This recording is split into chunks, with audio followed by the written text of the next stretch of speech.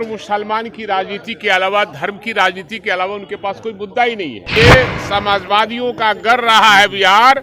जब जब बिहार के लोग करवट लेते हैं, देश में परिवर्तन होता है।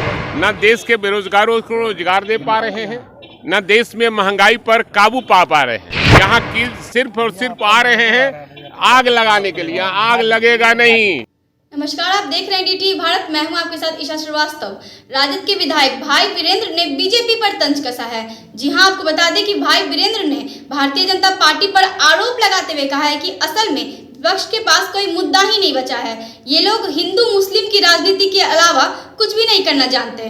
बीजेपी बेरोजगार को रोजगार देने के साथ साथ देश की महंगाई पर काबू पाने और बिहार को विकास के लिए पैसे देने में भी असफल रही है। साथ ही उन्होंने बताया कि हमारी सरकार गरीबों के कल्याण के लिए काम करने वाली सरकार है।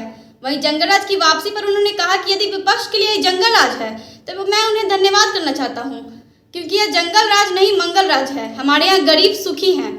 आगे विपक्ष के अपराधीकरण राजनीति पर भाई वीरेंद्र ने क्या कुछ कहा है, आइए सुनते हैं।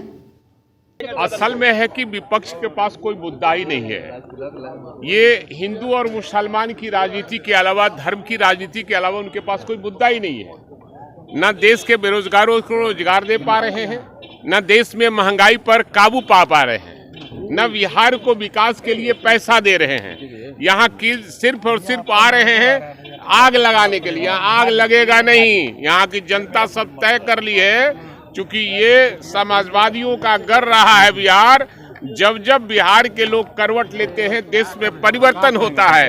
इसलिए विपक्ष के पास कोई मुद्दा ही नहीं है। इसलिए मुद्दा विहीन विपक्ष है। इसलिए ये हमारी जो सरकार है, गरीबों की सरकार है, गरीबों के कल्याण के लिए काम करने वाली सरकार है और सबको साथ लेकर चलने वाला और विकास करने वाली सरकार है। जंगल राज की वापसी। अब सवाल है कि उनके लिए ये जंगल राज है, तो मैं उन्हें धन्यवाद देना चाहता हूं कि हमेशा जंगल राज कहते रहे, क्योंकि ये मंगल राज है हमारे यहाँ। और गरीब जब हमारे यहाँ सुखी है और सब लोग एकदम ठीक ठाक है और सबके सहयोग से ये सरकार चल रही है, तो उनके कहने से क्या हो जाएगा? उनके पास कोई मुद्दा ही नहीं है। मुद्दा रहता तब हम कोई बात करते। भाई वीरेंद्र जी वो कह रहे हैं कि अपराधीकरण हो गया है राजनीति का।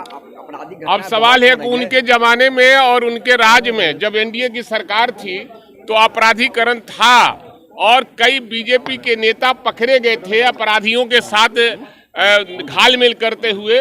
इसलिए वो उनको जानकारी है ज्यादा।